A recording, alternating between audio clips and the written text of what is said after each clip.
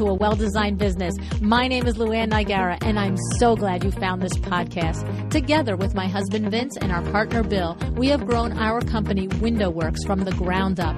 So I know and I understand the challenges you face in running your interior design business. I also know that your talent alone isn't enough to ensure your success. So on this podcast, we talk about strategies and practical steps to help you grow your business. But make no mistake about it, we have our share of fun here too, mixed in with those aha moments that I love so much. This isn't fluff. Nobody has time for that. Whether you are a new interior designer or a seasoned designer, I am here to help you create and to manage the kind of interior design firm that you dream of.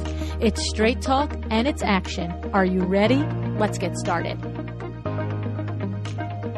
Hi, welcome to A Well-Designed Business. It's Power Talk Friday. You know my first love is sales.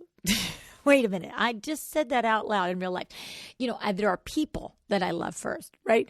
But my first business love is sales. Let's be serious, Luann. And when I think about why I love sales so much, I think that for me, it provides this constant challenge and the opportunity to work one-on-one with someone and help everyone involved get to a win-win. I look at it like a puzzle.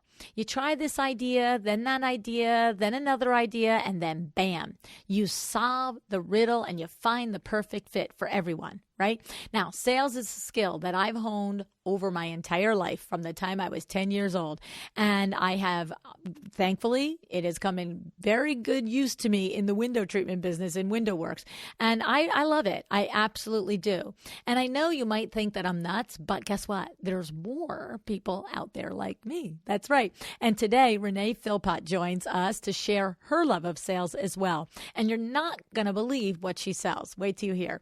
Today, Reena is going to talk about how her and her husband own precision duplicating solutions and how for 18 years, Reena has helped build a successful business selling copiers. That's right. She sells those nice, big, pricey copy machines and she loves it. All right. Now, today, we're going to see what kinds of sales tactics Reena has used to build her business and how you can apply them to your own interior design business and help you be more profitable. All right. And before that, I just want to thank Article for sponsoring the show. You know that Article has been a longtime sponsor of the show. I hope by now that you have opened up your design trade account at Article. You go to welldesigned.article.com. So Article is your place for mid-century furniture, living rooms, dining rooms, outdoor spaces, okay?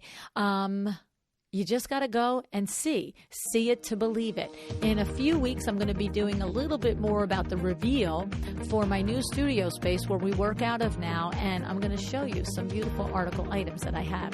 So in the meantime, go to welldesigned.article.com and open your trade account today. All right, let me introduce you to Reena Philpot.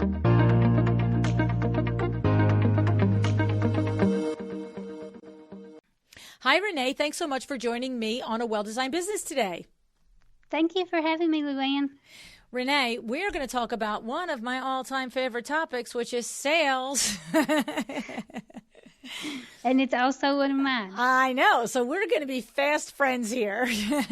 So I have to say, I feel like I know you a little bit because, of course, I religiously listen to my friend Carol Cox's podcast, Speaking Your Brand, and I heard your episode on that, and I remember thinking, this is my kind of lady. So we share her in common, right? Oh, yes, I love Carol. Me too, me too. And I know that she's been on my show. I've been on her show. I know several of the designers that are in my audience have gone on to work with Carol and also listen to her show as well. So, yeah, I'm really grateful. There's a lot of nice people that have come into my life through meeting Carol. So you are going to be another one of those, I'm sure. So today we're going to talk about sales. And I understand that you take it from the perspective of first understanding fully your value and being able to convey your value. Is this where we're going to start today, Reena? Yeah, that sounds good. Okay. So talk to me about this. You have some you have some experience with designers. I know that you know my friend Janelle Fotopoulos, you know my friend Paula Kennedy, you know my friend Ellen Nostrom. You've been in a mastermind group with these ladies, and so that gave you some insight into the interior design business as you were learning and improving your own business during the mastermind. You were understanding about the design industry. What do you want to say to designers listening about the things that you've learned about our industry and about the way we need to start to think about sales in relation to our industry? So the way I feel about it is designers have so much to offer, but sometimes they don't even realize their value, and they leave some things on the table just they could change in just a couple of ways. Maybe the way they deliver a proposal or the questions they ask their clients. Some things like that could lead them to a more profitable business, and also with less stress, where they really hear from the customer or their client instead of just guessing. Okay. So pick it apart for me a little bit. What do you mean by the way they deliver a proposal, or what are some of the concrete ways that you know that designers are not conveying the value to their client in the best way possible? Okay.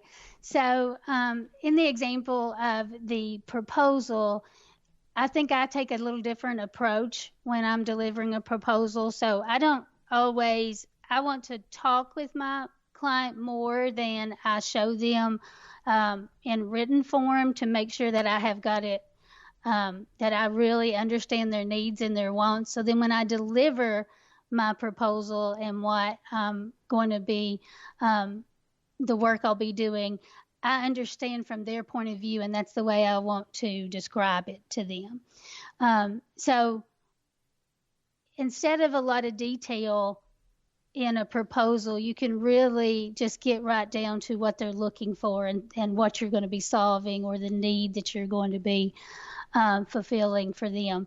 And what I have saw is sometimes we want to go into too much detail when we really just want to get specific about what we are answering for them. So instead of it being about us and our products and services, it's more about what it's going to do for them.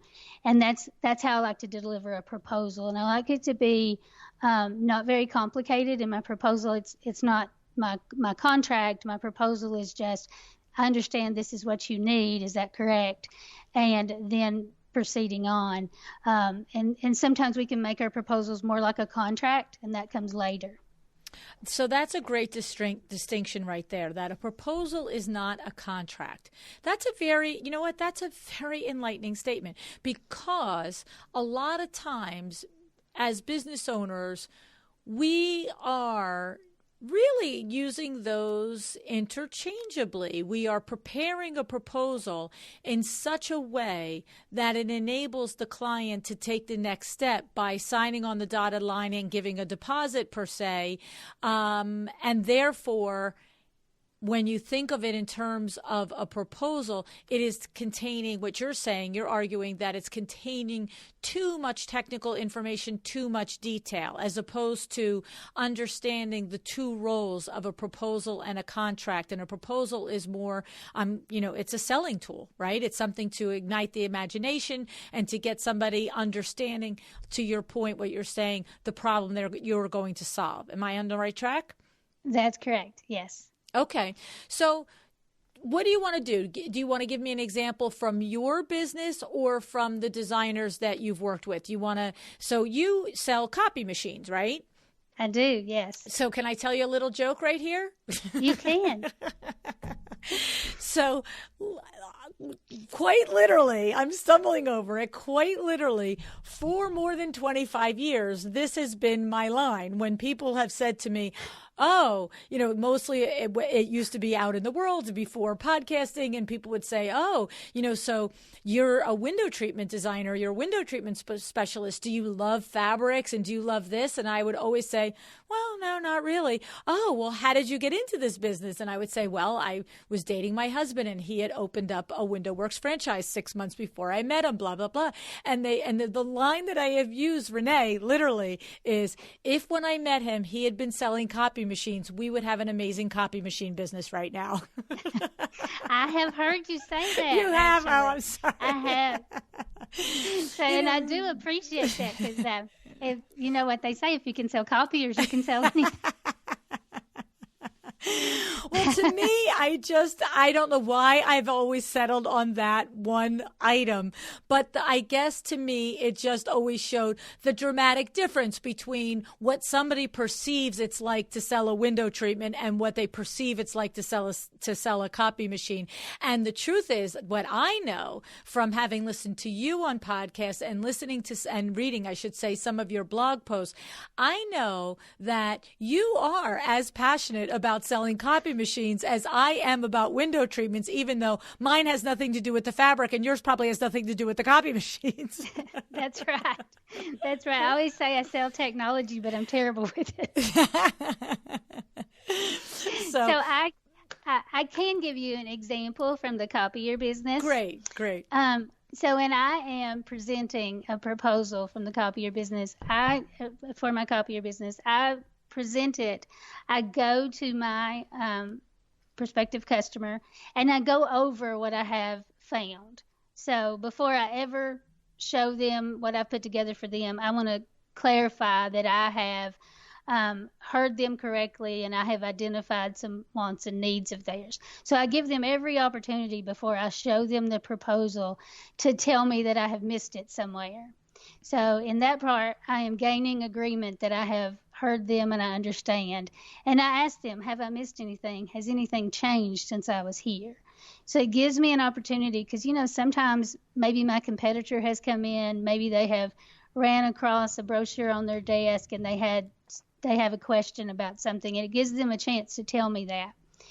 And then when I start to present it, I go back over that again. I listen once I give them an opportunity to tell me if I've missed anything. But then so it's more than what I'm showing them, it's what I'm telling them and I'm hearing from them before I show them the proposal. But when I put it together, for example, a copier, you could put probably 10 or 15 accessories on even a smaller one. If I have identified that they need a stapling finisher, I will put that on there, but I don't itemize that stapling finisher, how much it was. I just give them if they have told me they want a lease, it just has a lease payment and the terms. And if they've told me they want to purchase, then it has the purchase price. But I go over all the features. I go over all I have found and why it is going to take care of the things that I uncovered before we ever get to price. And I think this is a good example and I've had reps who worked for me in the copier industry that felt like they had to put every detail on there. And it's not that people won't say yes to spending $2,000 for a stapling finisher. It's just that sometimes it'll hold it up 2 or 3 days because they think, oh, is that much? Let me think about how much we use that. When I've already identified it's a want and a need of theirs. So I just put it all neatly. I make it very simple. This is what we covered. And then when I get to the price, then I show them the total. And of course, there are times they ask me, now, how much did this add? And then I know, and I'm prepared for that. But I don't cloud it up by going through step by step. This is how much this was, and this is how much that was.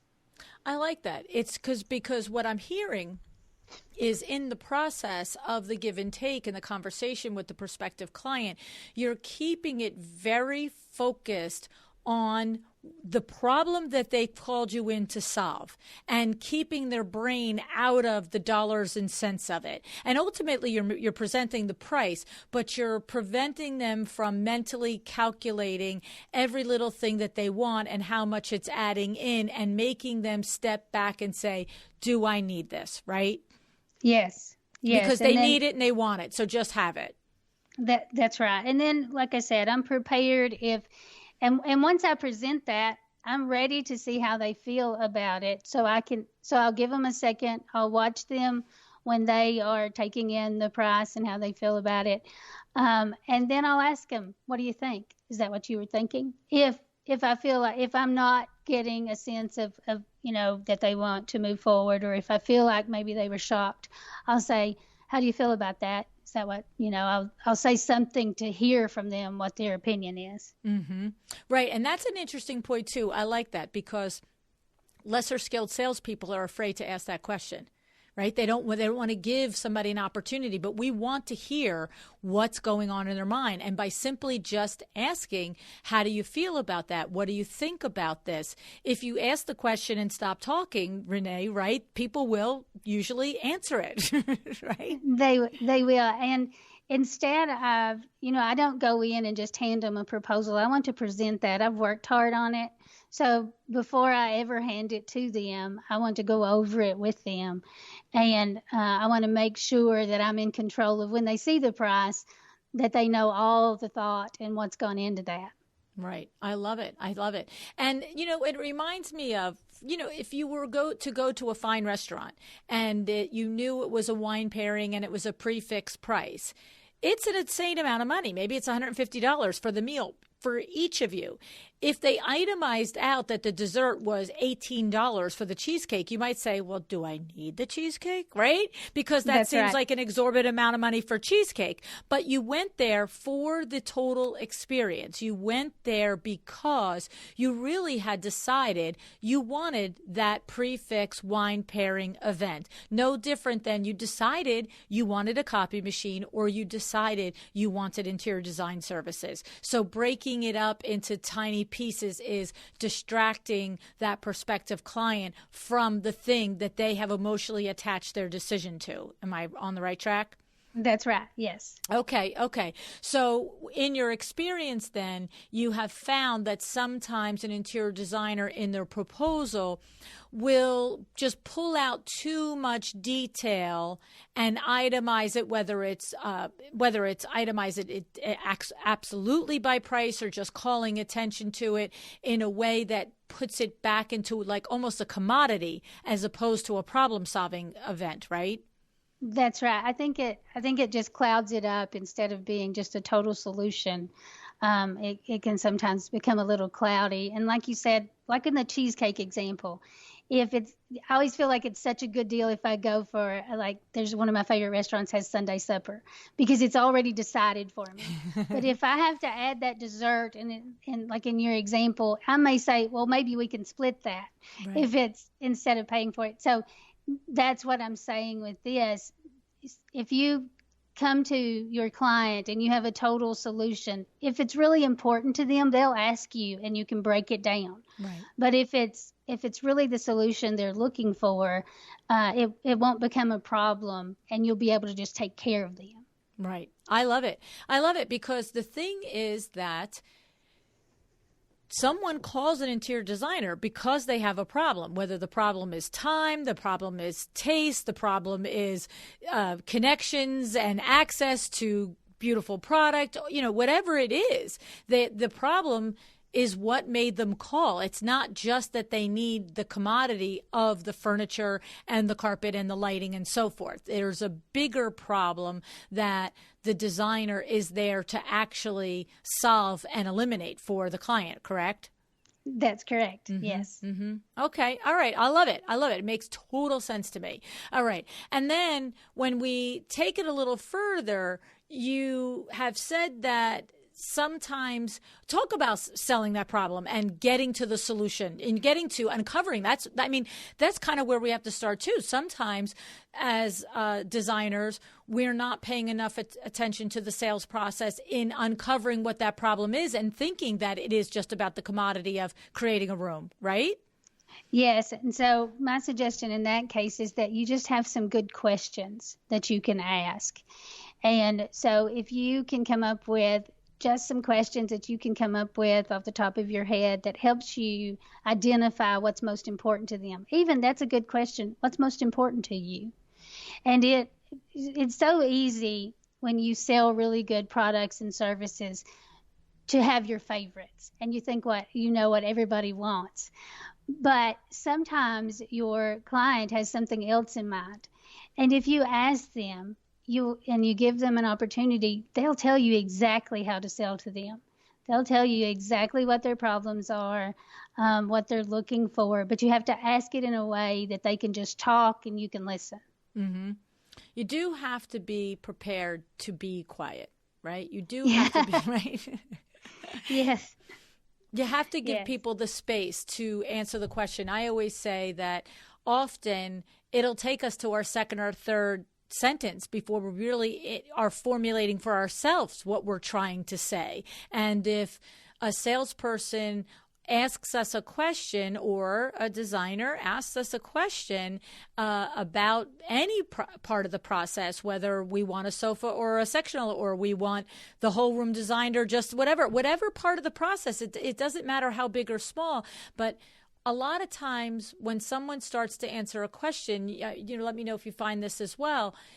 We think we know that they're going to go with it. And so a lesser skilled salesperson will start to talk and answer with them, finishing it. And a lot of times all the good golden nuggets that were going to be the things that you were really going to be able to use to identify their problem have been clammed up, right, Reena? That's correct. And if you listen and then you respond with what you heard and make sure you heard correctly, then it also gives them a chance to add maybe something that they had failed to tell you. So if you repeat back what you heard and, for example, say, now, this is most important to you. If I understood you correctly, this is what's most important. And when you repeat it back, use the words they used. And then later when you're preparing that proposal and you're presenting it, you'll be able to use their phrases so that they really they know that you understood what they were looking for. Right. That's so, so, so important to really summarize and clarify and repeat it back and understand, because you're so right. Sometimes we don't understand, right? I know I've been in that situation where I've had a conversation with somebody and, a lot of times it comes in language, whether it's everyday language or it's industry jargon language, where the one client might be using it they make like I know in my industry a lot, they'll make an assumption what room darkening means or blackout means. And, that means a lot of different things in my industry. There is no definitive, this only means this. And so especially I have to always train my salespeople that work for me. If somebody uses what they believe is like industry jargon on you, especially even if it's not highly technical, like I want a blackout drape, it's up to us to keep coming back and saying, do I understand then when you say blackout, you want it this way, or does blackout mean this to you or that to you? Because that's one example. If I had a nickel for every time, I wouldn't have to, work another day in my life, that the person on the other end saying that word didn't mean what it means to us at all, right? Yes. Yeah. I mean, I've had people use it when by the time I've asked them 15 million questions on it, it's just they just want something on the window that you can't see through, and that's so different than blackout. Yeah, I can see where that would happen. Yes. So that's important, and that's in that clarifying and summarizing step where we come back to them and do that. And then, of course, I love the idea and the concept of making sure that you repeat the phrases and the words that they used in your language with them and your final proposal with them, so that they recognize the wants and needs that they express to you in it, right? Yes, that's right. Okay. All right. And so, what are some of the things that you've experienced? I know that you're such a A1 salesperson. Take us through some other lessons, Reena, that you've got. To give you an example of listening, I was on a call with a rep and we were doing a cold call. And we went up to the counter and he asked for the person that he knew, the decision maker. And the lady behind the counter said, "Oh yeah, she's here. She's in the back building. If you'll go out the door and around the sidewalk, she's real good about seeing people." And so I'm almost ready to turn around and go out the door. I'm so excited. And he says, "Well, would it be better if I just leave my name and maybe call her back?"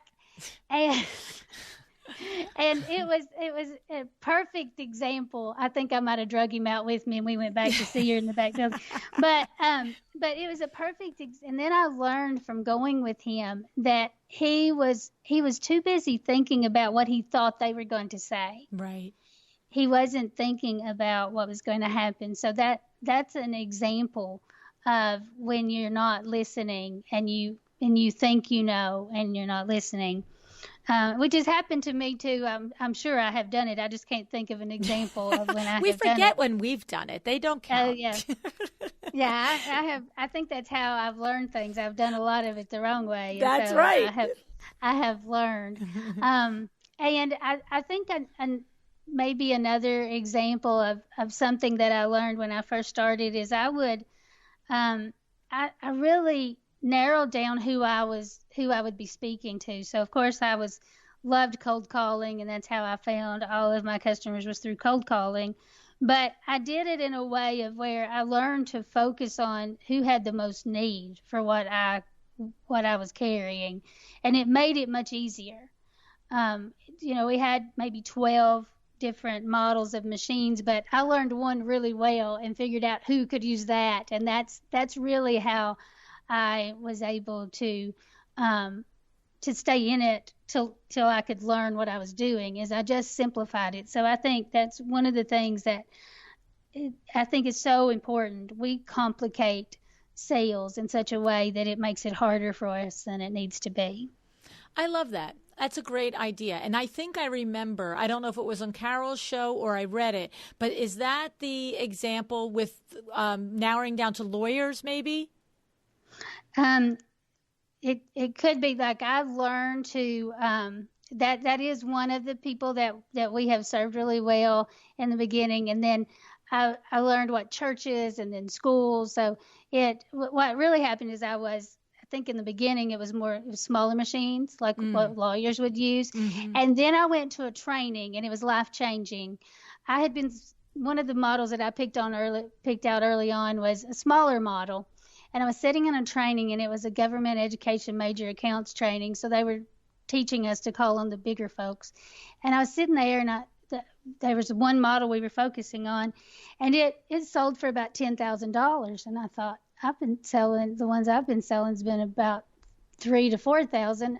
I could sell half as much and make more money. And so that was the next model that I learned really well was that bigger machine. And because, all I had to do was apply the same thing that I had been doing to the lower profit machine to the big machine. Right. And I could sell more. So I think it's all about figuring out what's most profitable for me in my business, what answers the problems that my customers and clients have the most, and then develop the best process for putting those out there.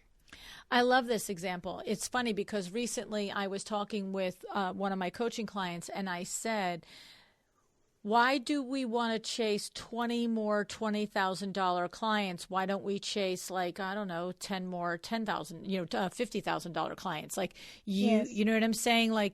Why are we developing a strategy for this? Now, there's a point to be made, and it's the same as your own. When you started in the copy business, it makes sense to start with a machine that that you understand, the people that need it. You can easily identify, get your sea legs on making those cold calls and how you listen and how you develop your process. But once you have confidence in all of that, let's sell bigger things to less people, right? Yeah.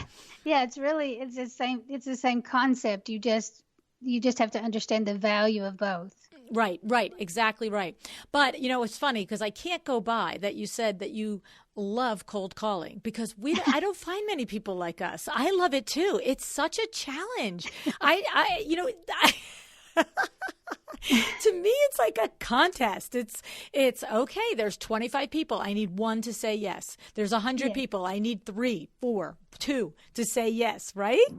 Yeah, it is my very favorite thing to do. And actually, I don't know if I said this. You might have heard this on a podcast before. I have really, in our copier business, I have handpicked 90% of our customers. I did hear that. Tell us about that. So I I really feel like you can choose your customer, and you're better off by choosing the customer than you are by waiting on the right customer to come to you. And so early on, when we started our business, I developed a list of my dream customers, and I continued to pursue them and build relationships, find out what was important to them. And I think where I look at the building relationships a little bit different is it's not necessarily a friendship, even though I'm friendly and, I respect them. It is a business relationship. Through that, I'm learning what's important to them and how what I do can fit their needs. And so that's how I developed the business that we have. Is I just figured out, okay, who can we serve best? And what is it they're looking for? And I kind of looked at it like everybody I see today can be my customer sometime between now and 5 years from now. And I just continually went back building those relationships and just saying hi, and is that still working okay for you? Until I could almost drive by anybody in my territory and I could tell you what kind of machine they had in there. Mm. So I love the line. I look at everybody as they could be my customer now or 5 years from now. See, right there, that's the money line, because that expresses in one sentence your theory and your philosophy on building relationships. See, the person, because we all have them. Look, you're a copy salesman, right? We all have the copy salesman that walks into our place of business, and everybody looks the other way, and they're all like, "Lynn, you're gonna have to get up." I'm like, "No, I'm not the one getting up. You go tell that little boy out there to hit the road," right? And so, we just knee-jerk reaction, or your cold call is selling me, right? But here's the funny thing is, because I love it, I will usually give them my time, but if they make really bad mistakes, I have a hard time with it. My patience is just it's like I go between, should I take him aside and tell him the 15 things he did wrong, or should I just kick him out? Which one should I do, right? It all depends on my day, right? But my point is, the money line is that when you come in to my business like that, and you have a frame of mind, you, Renee, have a personal frame of mind of, I could be your customer today or 5 years from now. I can imagine how the things that you say to me and the way that you approach me when I come around from behind my desk with my, "You've got to be kidding me, you interrupted my day" frame of mind, how you're going to approach that differently, right? Yes. Yeah, I'm just going to introduce myself, and how I evaluate salespeople when they come to my business is if they come back a second time. Mm-hmm. There's a lot of people that come the first time, but the second and third time, those people really care about your business, mm-hmm. and you're really important to them. So that's the way. I decided a long time ago I had never not bought something because somebody asked me to too many times. Right. That's such a great point. Such a great point. I love that. And it's funny because I'm thinking of a lighting salesperson that used to come in, and he wanted to sell us light bulbs and replacement hi-hat lights, right? And mm-hmm. We had, track lighting. And the first couple of times, you're just like, well, we just get them at Home Depot. You know what I mean? We don't need we don't need a personal light bulb sales guy, right? But to your point, he would come in maybe every 6 months, and he was always smiling, always happy. How are you today? How's everybody? And he would learn little bits about us and our business each time. Take a little, never too much time, just enough time. And then finally, one day, my husband is saying, we are out of all, 14 of the, 22 lights in the showroom are out. And I said, what about that guy that always comes in? It might be easier if we just get a case or two from him and we have it in the basement. He's like, yeah, you're right. That's a nice. And boom, then we bought lights for him for years. Yeah. Yeah. that's how you do it. Exactly, exactly. So for interior designers, I want to point out that same line. You know, the person that you meet could be your client now or 5 years from now. So when you meet somebody at a PTA meeting, if you meet somebody at a BNI meeting, if you meet somebody at the Starbucks. We had Laurel Smith on the show a couple of months ago, telling us how her first client came from meeting somebody, I think, at the grocery store, picking out, or at the Target or the Home Sense, picking out a candle. And the woman asked her opinion and she offered it, and the woman hired her. She was like, "Oh, how do you know all that?" She's like, "Oh, I happen to be an interior designer." So the point is that to approach it like we always talk about, not car salesman-y, but you're building a relationship and wanting to understand and to learn and to create that back and forth so that you not only can discover what you can do to serve them, but they remember you when they have that problem and that's challenge, right? Absolutely. And so to take that a little further, let's say you just do a small job for somebody. So in the copier business, I keep a working list of, my 30, 60, and 90 days and beyond. So everybody's on my list somewhere between now and 5 years from now. If I do a small job, if I'm a designer and I do a small job today, I want to look around where I am and maybe ask a few questions to see what they think might be their next project. And not in a way where I'm trying to sell it on the spot, just conversational. And I'll put that on my list, my 1 to 5 year list somewhere of when I need to reach back out to them and just say I was thinking about them and if they've considered doing that bathroom down the hallway or whatever. Very good.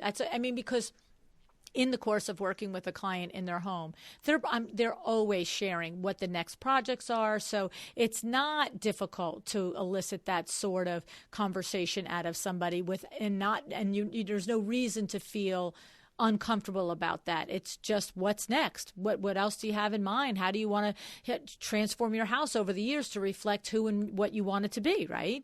Yeah, and you do it very conversational. Everybody loves to be cared about. So you're just caring about them and their home, and they see that in the project you're doing currently, but they'll also see that you care about them later. And like I said, they don't even know that you're putting them on that timeline. Right. You're just taking mental notes, and when you get back to your office, you're putting them in there of the next things you're going to maybe mention to them. If you see something that makes you think of them, you send it over to them either through an email or whatever. Just say, "I was thinking about you. This caught my eye. I hope everything's well." It's just continuing to build that relationship.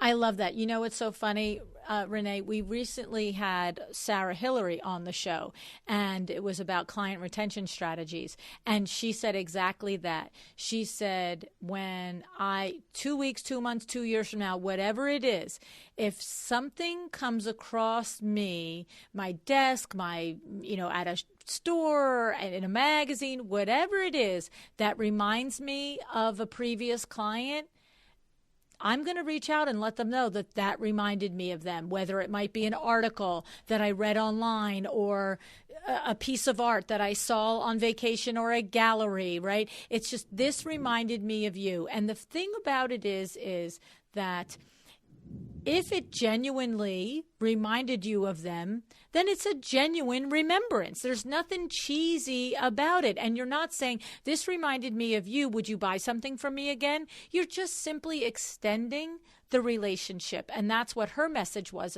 as well, is that if you were on vacation and a piece of art reminded you of your girlfriend, you would tell your girlfriend, "I saw this art. It was so you." So she just transfers that to her clients. And that's sort of what you're suggesting as well, right?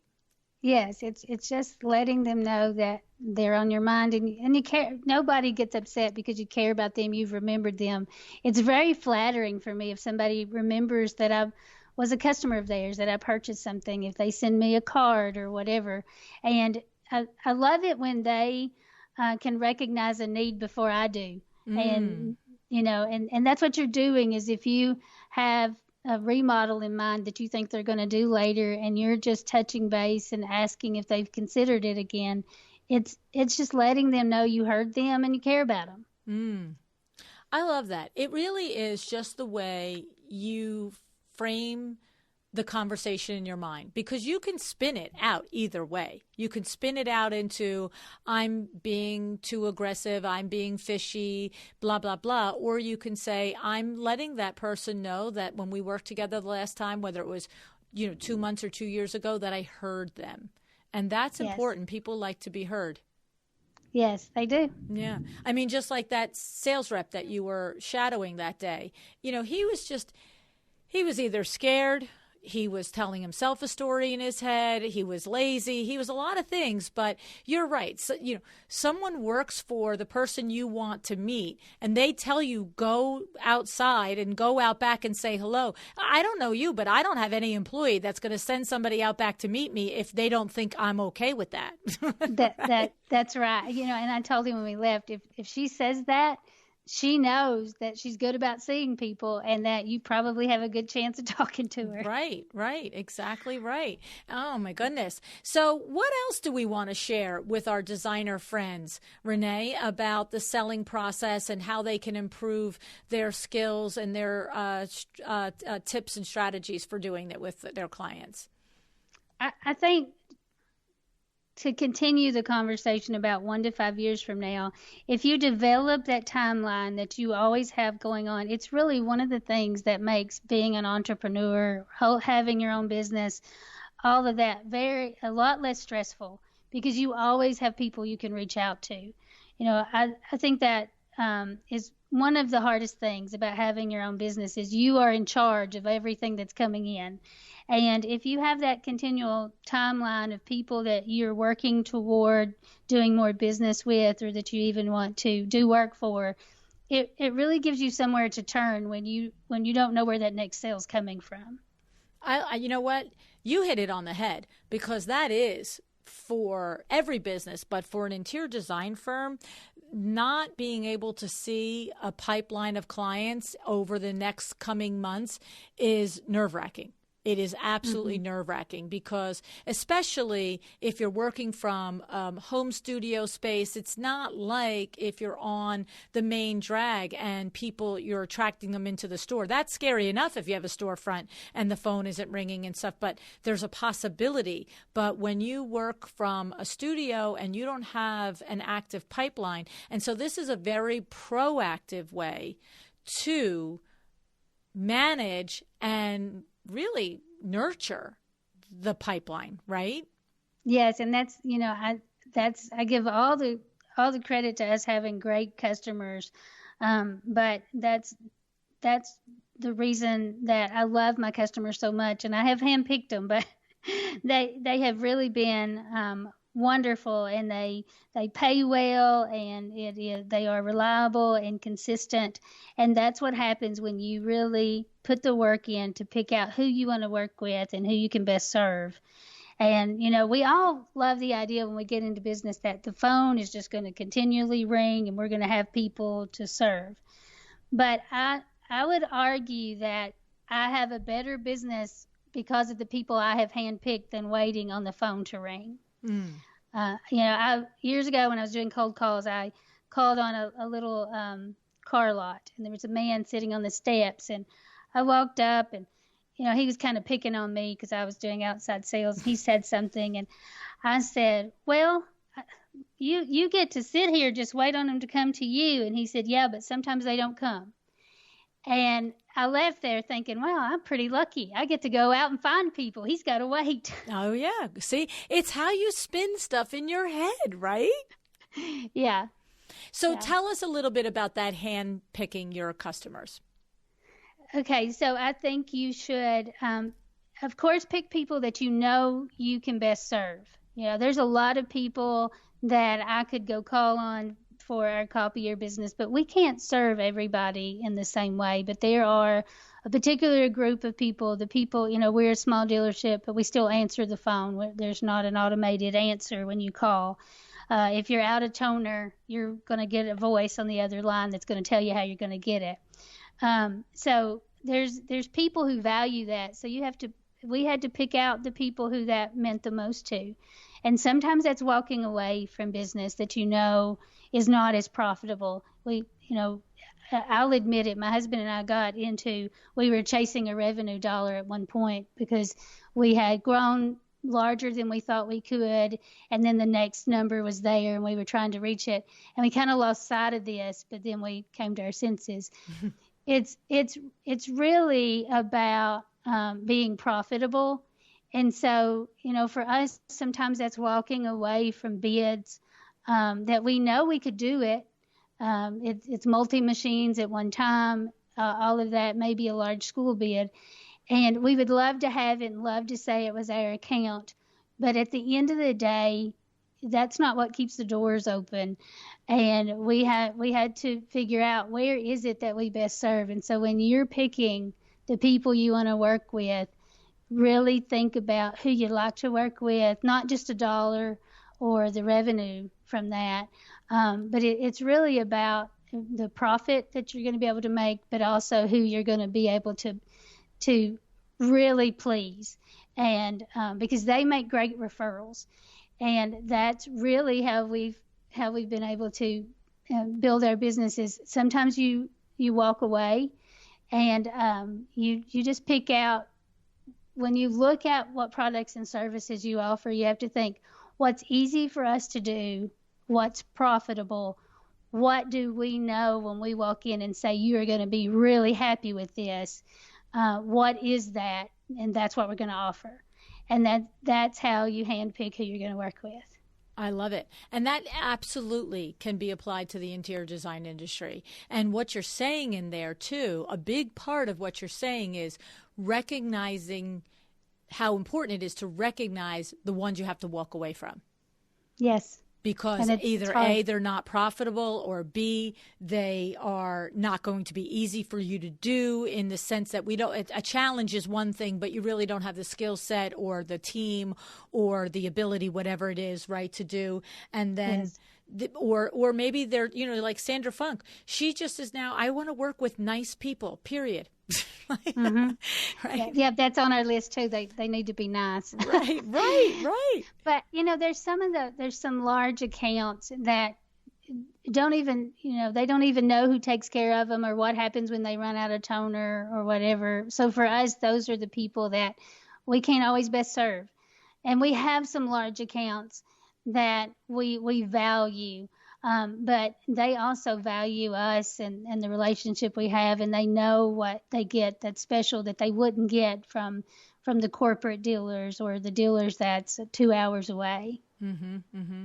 And it's funny because we hadn't talked about that, but when you talk about a cutthroat business, I've got to believe that the copy machine business is pretty cutthroat, because so many people can just reduce it to a commodity. It does this, it has this feature, it costs this much money. And what you're really describing this entire time, Renee, is how you have taken a commodity product and wrapped it in all of the value that your company delivers with that machine. Yes. Yeah, it's really not. It's not about the machine. Right. They're tools for us, but that's the reason I can sell them, and I'm not good with technology. Right. Is because it's really about what they're using it for, and how their business moves forward with what we supply to them. Right. And it is a cutthroat business. I've had to learn a lot of hard lessons about the competition, questions how I ask my potential clients so I can find out what's important to them before my competitor comes in, and they do. So it's also why I love handpicking my customers, because it's kind of like who got to mom first. And if you introduce yourself, you get to pick out how they see you, that first impression, instead of waiting on them to call you when they've already heard somebody else's story. Wow. Another great testament to the power of cold calling is you get to present yourself with your best foot forward. And the story comes from you, and you start the storyline and the conversation about how important whatever the product is or service that you're offering is, as opposed to being reactionary, right? Yes. I love it. I love it. It's awesome. Such great advice. Really great advice, Renee. I really appreciate your coming on the show today. You have to tell everybody, how do they learn more about you? You are selling copy machines, but you are also teaching and training people on sales techniques, right? I am. I have a lot of coaching clients that I love working with. It is a joy to bring my experience. Most people who own their own business haven't had the luxury of learning how to do cold calls and just focus on sales.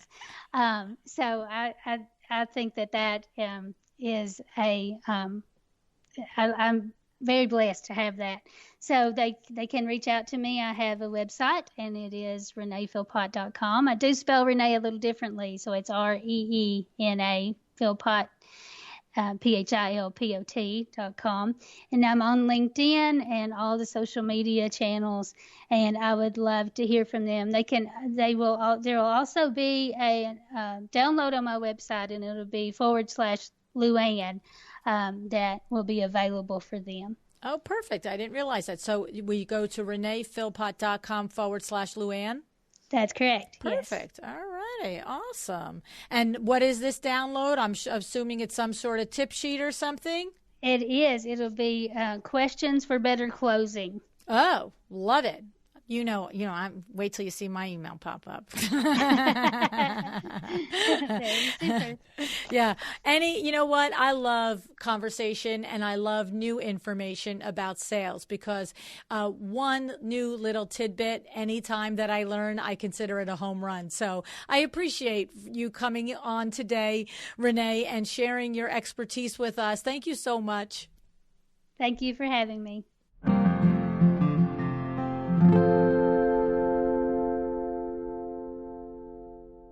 So, first of all, I just want to say that Renee and I know each other through Carol Cox. We talked about that on the show. And I want you to know about an opportunity. Carol is putting on a free virtual summit. And you can find the information for this at speakingyourbrand.com /summit. Okay, I'm going to be taking part in this. And this is an exceptional group of ladies who are always trying to understand better ways to run their business, how you can be more visible in running your business, and how you can support each other in your each's mission to do exactly this. So I hope that you will go to speakingyourbrand.com /summit and check it out. All right. Now, here you had it. You had a conversation between two sales geeks, right? So, it doesn't matter if you're selling copiers, pizza, or $80,000 kitchens. Sales is sales. And Renee's techniques can absolutely be applied to your design business. And I want to tell you, like any good salesperson, she puts a lot of emphasis on doing the serious work on the front end in order to simplify the end game for the client, right? So during your intake stage, when you are working with a client, and when Renee is working with a client, she is working to determine the needs. She's asking a lot of questions, right? I'm that way too. And I've always tell you, this is where you find the gold, the nuggets, all right? Because when I leave an opportunity, and when you leave a discovery call or a consultation, you really want to know exactly what that client wants so that you can deliver it to them and meet their needs, right? That's where it happens, because when there's no stone unturned, how can they not go with you? All right. So for me, I do. I don't have any problem asking a million questions. All right. That is my, this is right. I mean, this. I don't need to tell you this. Okay. But the thing about asking a lot of questions is you must give people the space to tell you the answer, okay? You have to ask the question and then stop talking, because when you give someone the space to start the answer and then work the answer over in their head and then talk it, that's when you really can start to unravel what's in their mind and what they want, because they're getting to verbalizing it, all right? This is really the key to building your business and to really closing more sales and doing more work, all right? It's not rocket science, but it does take a bit of practice. And you may be somebody that's already good at this, but if you're not, just sort of take notice. When you ask someone a question, do you get excited? When we answer someone's question for them, it's not because we're a know-it-all or anything like that. We're excited. We're sharing, and we kind of think we know where they're going with the answer. So we start to fill it in, and we want to talk with them. And I'm like that in real life, okay? I'm not going to say, in real life, if we're just chit-chatting, then I am. I'm excited. I'm animated. And I'm like, I know. But when I'm selling you something, you can be sure that discipline comes out, all right? And that's what I want you to understand and learn. And, of course, I have started to carry it to my personal life because it is respectful. I'm just going to say. All right.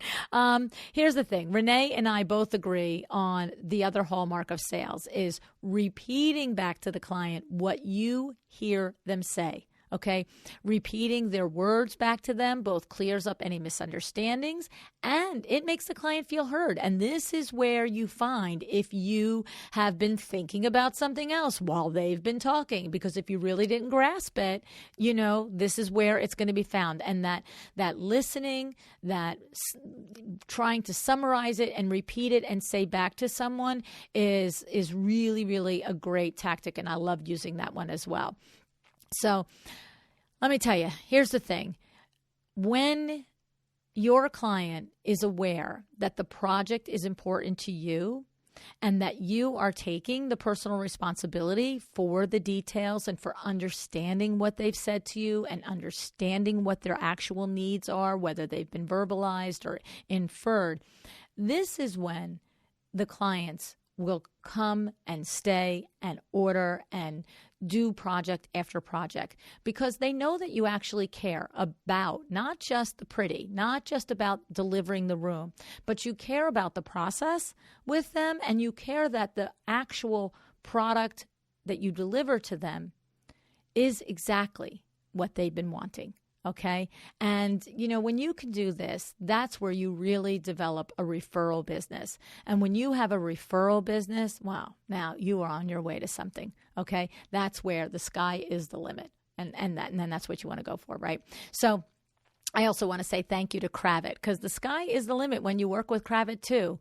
They have an endless selection of high quality fabrics and trims, and you'll be able to find exactly what you need to wow your clients. Their showrooms are open, special measures are in place, and they are there and ready to show you the new collections if you're ready to go.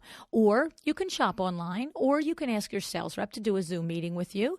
Anything the way you want to do it, that's how they'll do it for you. Okay? So go to Kravit.com and sign up for your trade account if you don't have it already. And remember, 90% of their product is in stock and ready to ship. This is huge right now, right? We're all dealing with back orders and everything else, okay? So Kravit, Kravet.com. All right? A couple other points about Renee. I love that she makes her proposal presentations conversational, right? But tactically conversational, right? She starts a proposal presentation by repeating to the client what their pain point was and what she understood they were looking for. And then she asks them if she understood them, all right? This is it. Oh, is this what you meant? Is this, am I on the right track? And be quiet. And they say yes. And now she gives them a simple solution to the problem, all right? And she recommends saving the nitty-gritty details for the contract, okay? And I love that it's not that she hasn't worked out the details. I hope you listened to that part. I thought that was very, very insightful, all right? She brings the details in as a backup, and she has it at the ready if her client is interested in that level of detail, but she doesn't bog the process down. And that is key. I love that, okay? What I love about this particularly is that it really keeps it as a simple conversation that you have understood the problem, you have delivered the solution, and that you can move on. And of course, I know your contract is going to have the nitty-gritty details. It needs to, Okay, that's the foundation of your business. But in this moment, we're talking about how that interaction is and making sure everything is lined up the way your client wants to hear it. Okay, all righty. I have to say, what an amazing show with Renee. Thank you so much, Renee, for your information. And if you have any other sales geeks that are running around, you send them my way. Okay, I just love having these conversations. All right, I hope it was helpful for you. All right. And if you had any aha moments or anything that you learned or any questions about it, why don't you come over to Instagram, Luann Nigara on Instagram, and leave me a comment and tell me something that you learned or something that you're going to do today to help you be better at closing sales and filling that pipeline, right? So decide to be excellent. Thank you so much for joining me again today. This podcast is a production of WindowWorks, your resource for custom window treatments and awnings. To learn how we can help you on your next interior design project, go to www.windowworks-nj.com. And if you're interested in working with me on your business, either through masterminds or one-on-one coaching, or you want to know how to get my book, The Making of a Well-Designed Business, or you just want to know what's going on in the podcast land and where I'm going to be, all of that is found at luannnigara.com. Thank you so much. Have an excellent day.